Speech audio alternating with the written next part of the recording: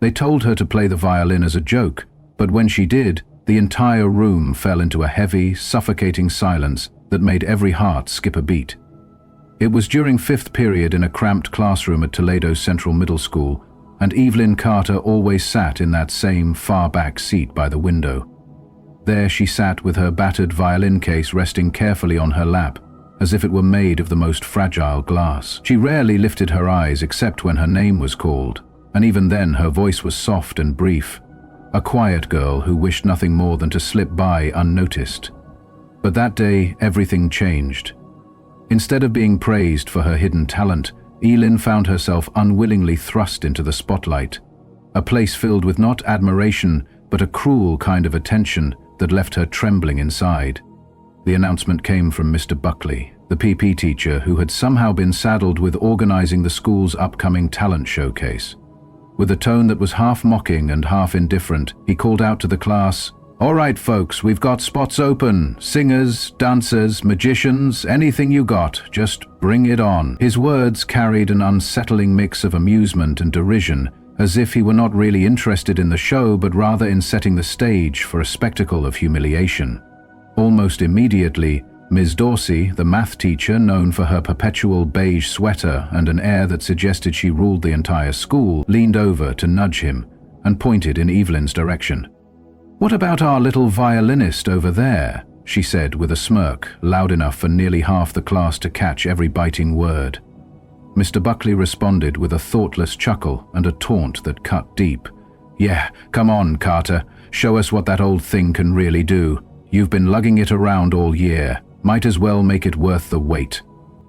In that moment, the laughter that followed was not the gentle, playful kind one might expect from harmless teasing. Instead, it was a creeping, venomous laughter that spread slowly like a dark rumor through the classroom corridors. Although the teasing initially appeared light-hearted, Evelyn could sense the malice underneath every guffaw. It was a dare disguised as amusement, a challenge that was not meant to encourage her at all. Her fingers tightened around the neck of her violin case, and the unspoken pressure in the room made it clear that no one truly respected her, not even a little bit. The tension in the room escalated further as a boy in the row ahead leaned over and whispered something about how her playing sounded like cat screeches, and before long, another student mimicked a grating, screeching string sound. The noise spread quickly through the class like spilled paint, messy and impossible to erase, while Ms. Dorsey smiled as though she had just shared a secret joke with the entire class. "Just teasing, sweetheart," she said in a tone that dripped with condescension, as if reassuring herself that her cruelty was nothing more than a harmless act. Only then did Evelyn lift her gaze, not toward the teachers or the snickering students, but past them into a distant, unfocused horizon, where perhaps only her music could bring some solace.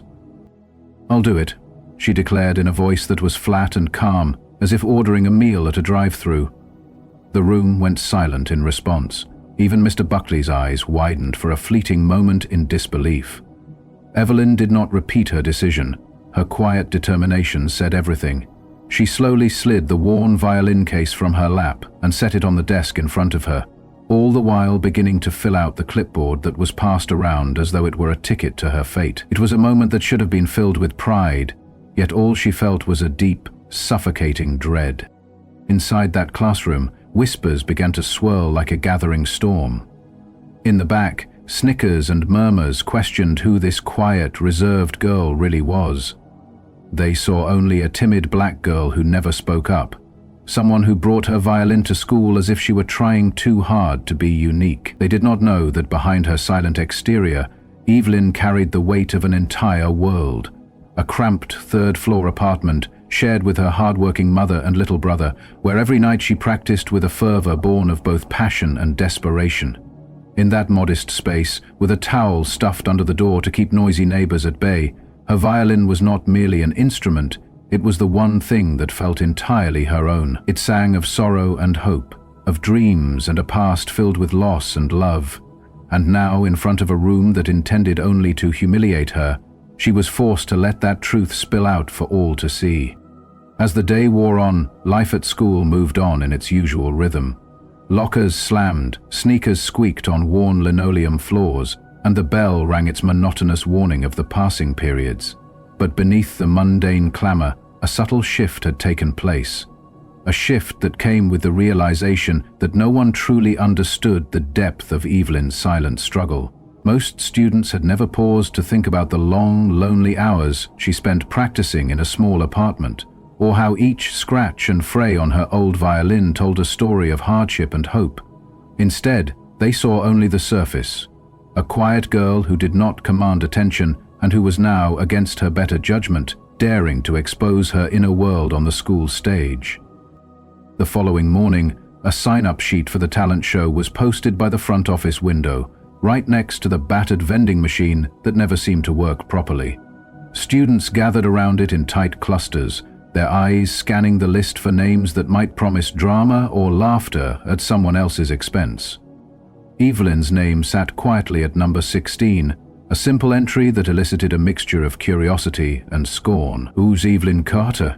a student murmured, pencil idly chewing on its end. "Oh, that's the girl with the violin," another said, with a laugh that hinted at both pity and derision. "She probably is just going to play Mary Had a Little Lamb and cry." The room filled with laughter once more, a sound that echoed with cruelty rather than amusement. Yet, despite the jeers and the bitter whispers, Evelyn walked past them as if they were nothing more than background noise. Inside, however, every hurtful word was etched into her memory, folded away like a painful keepsake that fueled her determination. At lunchtime, Mr. Buckley lingered by the basketball courts, as if he cared about the talent show, his grin plastered on his face while his eyes danced with a hidden malice. "You ready, Carter?" he called out as he spotted her at the edge of the yard, tuning her violin with deliberate precision. Evelyn's response was a cool, blank stare that conveyed neither anger nor fear, just an inward resignation. Mr. Buckley raised his eyebrows, clearly expecting some sort of reaction, but when none came, he turned away with a mix of annoyance and smug satisfaction. Meanwhile, inside the teacher's lounge, Miss Dorsey sipped her coffee and flipped through the list of performances with a disdainful shake of her head. "Seriously, who let her sign up?" she muttered, gesturing toward Evelyn's name as if it were a mistake. Mrs. Tran, the art teacher, piped in with a more encouraging tone. "She has the same right as everyone else. I think she might surprise us." But Miss Dorsey's scowl deepened, and even as she returned to her crossword puzzle, her clenched jaw betrayed her unwilling admission that Evelyn might just prove her wrong. It was a conversation filled with thinly veiled cruelty and a desire to see Evelyn fail. A sentiment that resonated in every mocking comment and every dismissive glance exchanged between the teachers. Later that afternoon, in the dim light of her bedroom, Evelyn sat on the edge of her narrow bed with her violin resting on her lap and a blank notebook open in front of her. The atmosphere in the small room was heavy with the unspoken burden of expectations and the sting of earlier humiliations. Her mother, Monica Carter, leaned against the doorframe, wiping her hands on a dish towel and asking softly, "Are you sure you want to do this?" Evelyn nodded without lifting her eyes, her mind a turbulent mix of resolve and trepidation. "I already said yes," she replied in a voice that was barely above a whisper, one that spoke of the silent promise she had made to herself. Her mother came over and sat beside her, picking up the frayed bow with gentle care. "You don't have to prove anything to people who can't even see you for who you really are," she murmured, her tone both tender and firm. "Do it for you, sweetheart." And in that moment, Evelyn realized that every cruel word and every mocking laugh was not meant to break her spirit, but to forge it stronger, even though the path ahead was lined with uncertainty and the looming threat of public humiliation. That evening, as she practiced alone in the quiet confines of their modest apartment, Evelyn poured every ounce of her heart into the music. Each note she played was a mix of raw pain and unyielding determination, a testament to a life filled with hardship yet illuminated by the small sparks of hope that kept her going. Her violin, with its scuffed wood and loose pegs, sang with a voice that was both heartbreaking and fiercely defiant. It was the only way she knew how to speak her truth, a language learned at the tender age of 7 from her late grandfather, who had once played a beat-up fiddle in smoky blues clubs. His laughter, his graceful movements, and his constant reminder that the instrument could speak for her when she could not were all woven into the very fabric of her music. Each night, as she practiced until her fingertips ached, Evelyn allowed herself to be vulnerable on purpose, knowing that in that vulnerability lay her strength. As whispers about the talent show grew louder through the school corridors during the week, bets were made and cruel jokes were repeated. Some students claimed she would chicken out at the last minute, while others were convinced that when she stepped onto the stage, she would freeze and crumble under the pressure. Still others speculated, with a mix of mockery and disbelief, that she might actually play something beautiful, yet still end in tears. Every remark, every cruel speculation only deepened the chasm between the hopeful promise of her music and the harsh reality of the ridicule waiting for her. Amid all this, one person reached out to her with genuine kindness. Malik, a soft-spoken 7th grader known for playing the piano after school, approached her near the library. With a gentle smile, he asked, "Are you planning to play something original or a well-known piece?" Evelyn blinked in surprise at his question. "Original?" she echoed, and he nodded encouragingly. "Good. Do something they can't compare to anything else." Although she did not smile back immediately, his words settled into her heart like a quiet affirmation, a reminder that sometimes the only way to defy cruelty was to create something uniquely your own. By Friday, the stage had been set up in the school gymnasium with rows of fold-out chairs, a scuffed wooden floor, and a squeaky microphone that promised more embarrassment than excellence. The audience was made up solely of students and a few teachers, and even though parents were expected later, the atmosphere was already thick with anticipation and a dash of malice. One act followed another, singing, dancing, even a student who told knock-knock jokes that barely brought a smile. Phones were out, recording every moment, and the crowd sat waiting, as if anticipating someone to make a spectacular fool of themselves. Backstage, Evelyn positioned herself with her treasured violin cradled close, her heart pounding with a mixture of fear and a fierce determination to let her music speak louder than all the cruelty around her.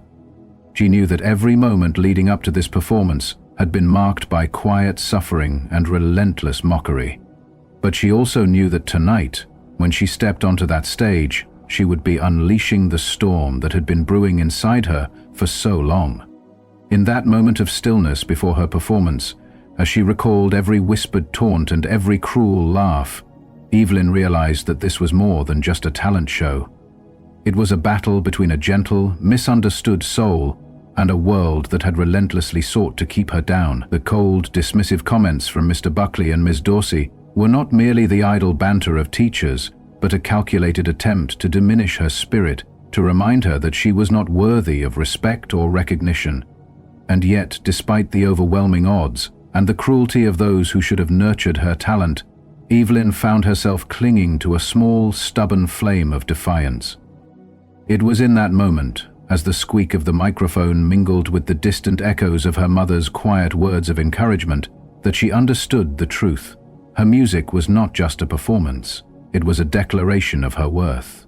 Though the path ahead promised not only the potential for triumph but also the likelihood of heartbreak, Evelyn Carter was ready to face it all. Her story, woven from threads of quiet resilience and deep sorrow, was about to unfold in a way that no one in that gymnasium would ever forget. And it was a story that, at its very core, was meant to remind us all that, even in the face of relentless cruelty, the human spirit can find a way to sing its truth with both grace and unyielding courage. Evelyn Carter was never meant to be the center of attention, yet fate had a peculiar way of drawing her into the spotlight. It all began during a drab 5th period at Toledo Central Middle School, when a cruel joke transformed a quiet afternoon into an unforgettable moment. The classroom was stuffy, the room lined with old wooden desks, and Evelyn always sat in that same far back seat by the window, clutching her battered violin case as though it were made of the most delicate glass. Her soft eyes rarely wandered from the pages of her notebook, and her gentle voice was as unobtrusive as a whisper. But on that fateful day, when the tone-deaf laughter of her peers and the sneering encouragement of her teachers filled the room, Evelyn found herself reluctantly pushed into the role of the unwilling performer.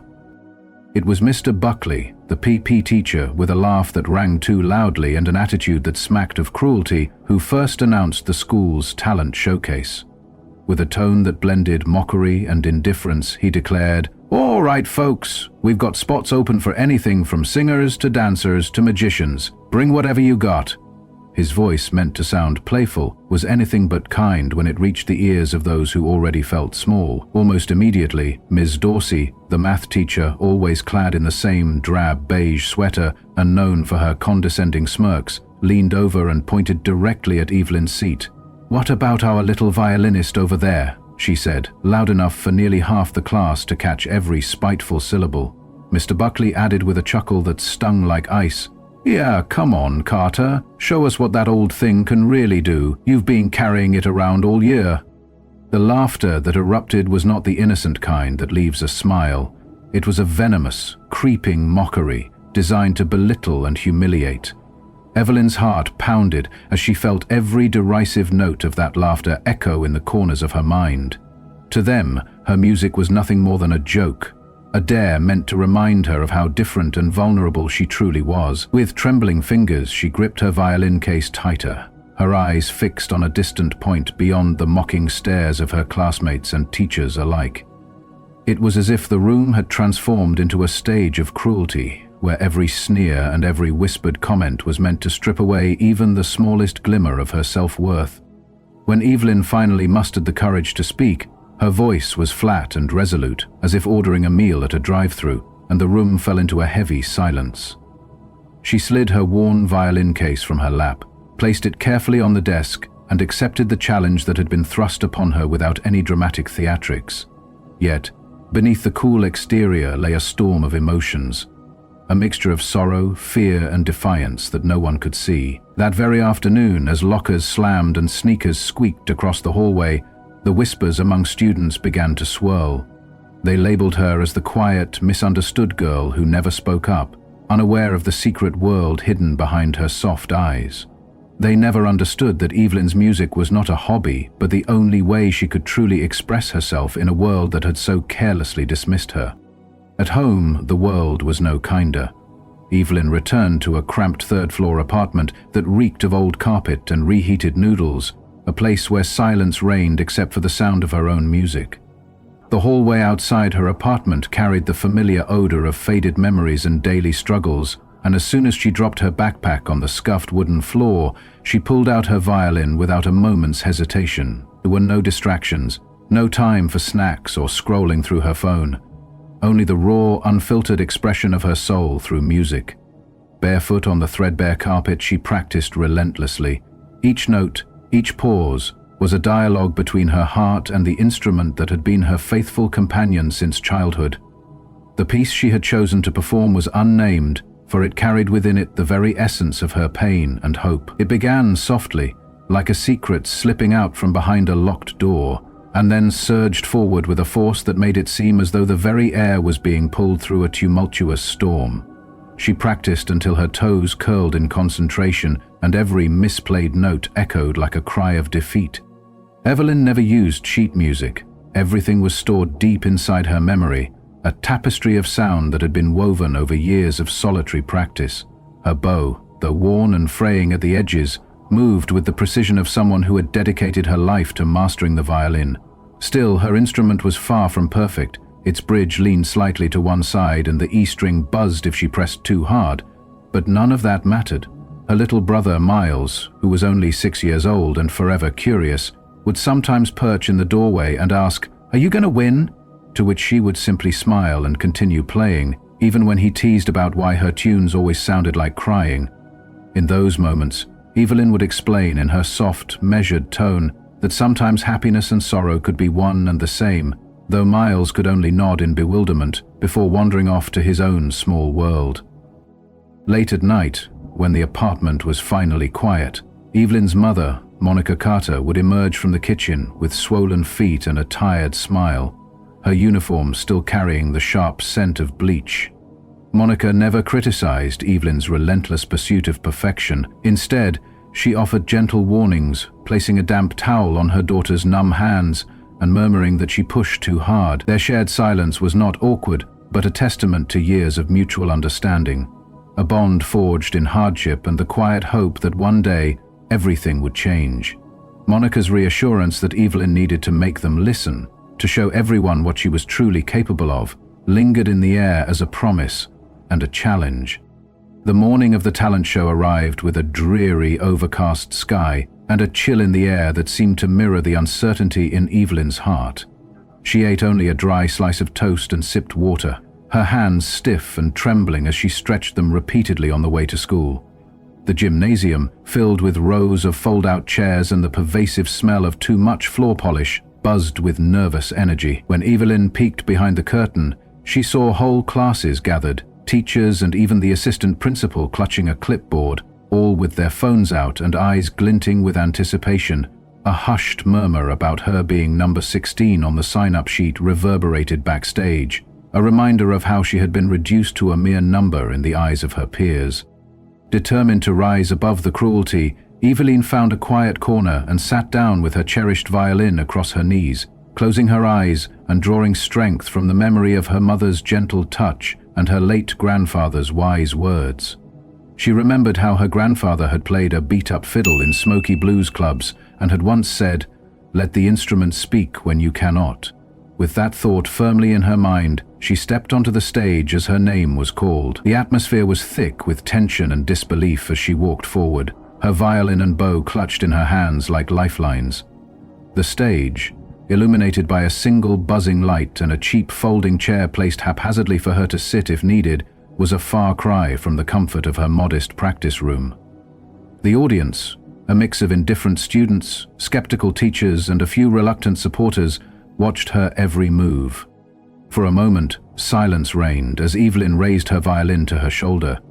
Then, with a deep breath, she began to play. The first note emerged timidly, as if it were unsure of its own existence, trembling in the charged air. Slowly, she built the melody with deliberate precision, her bow dancing across the strings in a language of pure emotion. The music was not a catchy tune from a popular app or a rehearsed score from a blockbuster movie. It was a raw, haunting expression of her inner world. Each note spoke of years of isolation, the relentless cruelty of teachers who had mocked her, and the painful loneliness of being overlooked. As the piece progressed, the melody shifted and grew bolder, the transition so sudden and powerful that it forced the audience to sit up straight and listen. The sound twisted and surged, a turbulent outpouring of grief and defiance, as if every note was a protest against the injustice that had defined her life. As Evelyn reached the climax of her performance, the gymnasium fell into a heavy silence, the kind that made every person in the room hold their breath. Even Mr. Buckley, who had earlier scrolled through his phone with blatant indifference, was transfixed by the intensity of her playing. Teachers leaned forward, their expressions shifting from confusion to a quiet, dawning regret, as the music wrapped around them like a living, breathing testament to her pain. When she finally dragged out the final note, a note that seemed to hang in the air long after the sound had faded, the room remained still for several agonizing seconds. Then, almost imperceptibly at first, a single clap sounded from the back of the gym. It was soon joined by another, and before long the entire room was filled with a slow, heartfelt applause. The clapping was tentative, as if the audience was only just beginning to grasp the magnitude of what they had witnessed. Backstage, Mr. Buckley offered a weak nod, as though trying to disguise the shock on his face, while Miss Dorsey sat in silence, her earlier cruelty replaced by an unmistakable look of remorse. A folded note was handed to Evelyn by Mrs. Tran near the water fountain, its simple message urging her to shine even when the world expected her to remain invisible.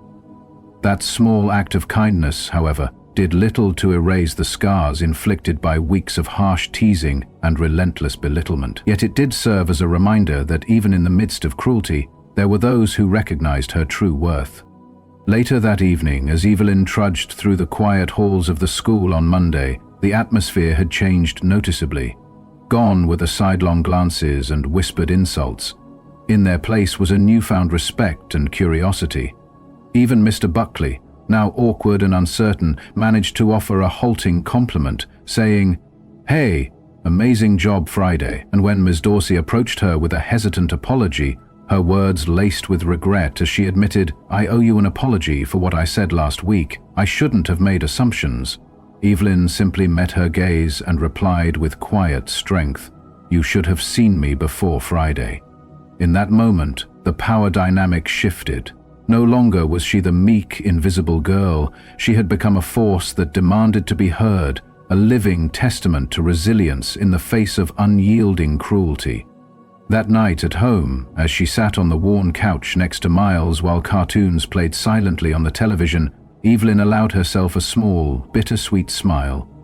Her mother, Monica, watched from the doorway with eyes full of pride and lingering worry, knowing that the applause of one evening would not erase the hardships of a lifetime. Yet it was enough to spark hope that change was possible. In a world where silence was once her only refuge, Evelyn Carter had found a way to make her voice ring clear and true. And as she sat there, with the echoes of that transformative performance still reverberating in her heart, she knew that her music, born of both pain and perseverance, had finally begun to speak for itself. Evelyn's journey was far from over, and the road ahead was still steeped in uncertainty and the lingering shadows of past cruelty.